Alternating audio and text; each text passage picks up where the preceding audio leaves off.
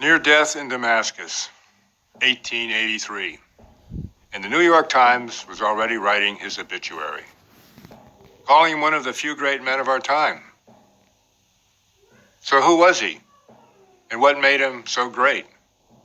So great that in 1846, a new settlement was named القادر in his honor.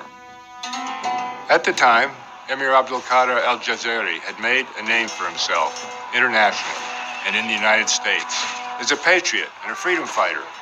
His struggle to unite disparate tribes to resist French colonization was a mere 3 generations after a similar American experience with the British. For the French, Abdul-Qadir represented a dangerous opponent because of his unprecedented weapon, his humanitarian instincts.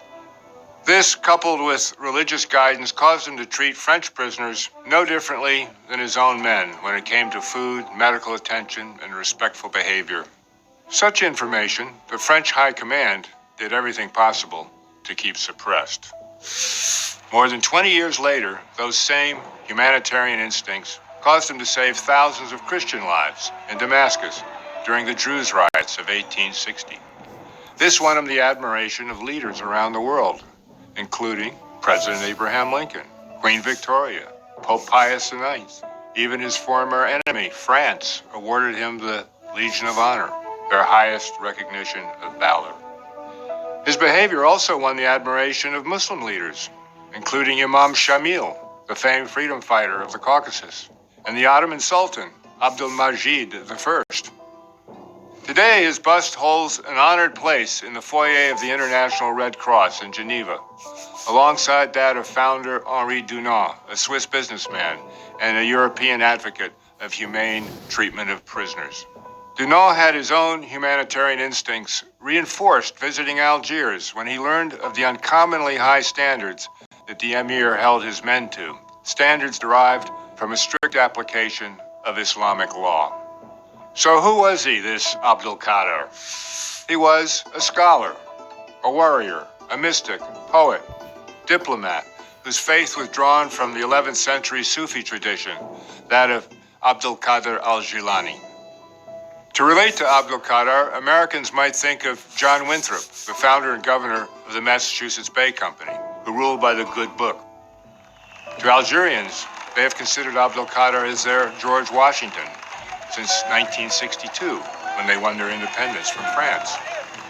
For Americans, Abdul-Qadir represents a story and a faith model that is badly needed today, badly needed to rebalance perceptions of Islam, a religion with over 1.7 billion adherents. And for Muslims, the Emir represents a much-needed source of pride and connection to the best in their own tradition. And that is one of the reasons I wrote a book about his life and times. For Abdul-Qadir, his religion was not a safety belt holding his identity together, but a platform for exploring the meaning of God's universe. His theology was simple. God is greater than whatever we think God is. No one owns God. So how do Muslims today react to Abdul-Qadir's Islam? Mohammed Khan Nasser, publisher of Al-Sharia Journal in Pakistan, a scholar with conservative roots, had this to say about Abdul-Qadir. Abdul-Qadir is not only a symbol of the Muslim concept of resistance and struggle against foreign domination, but also an embodiment of true theological, moral, and rational ideas taught by Islam. First, he is not overwhelmed by blind zeal to fight at all costs. Rather, he's capable of weighing the pros and cons and making wise decisions. Secondly, he is strictly guided in his decisions by the legal limitations and moral obligations set forth in the divine law. Thirdly, his political animosity with the French doesn't blind him to what they have in common. And finally, he can put himself in his adversary's shoes. Imagine that. He can look into the complexities of the situation and understand the different factors that compel them to follow a certain course. Abdul-Qadir's lived faith inspired people of all traditions, like Cardinal Leon Etienne Duval, the champion of Algerian independence. On his deathbed in 1996, Duval predicted that Algeria would one day surprise the world.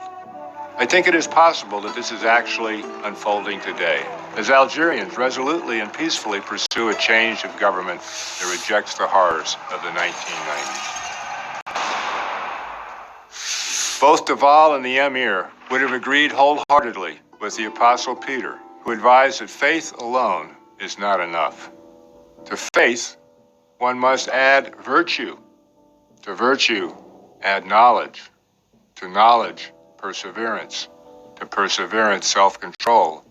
And to self-control, godliness and brotherly love. Abdul Qadir, above all, placed importance on knowledge, but not merely knowledge of things, which he considered like rainwater, but a deeper knowledge of God's ways to enable us to live together in harmony. It is called the Golden Rule. It's also called Love Thy Neighbor. I'm John Kaiser for the Emir Stein Center.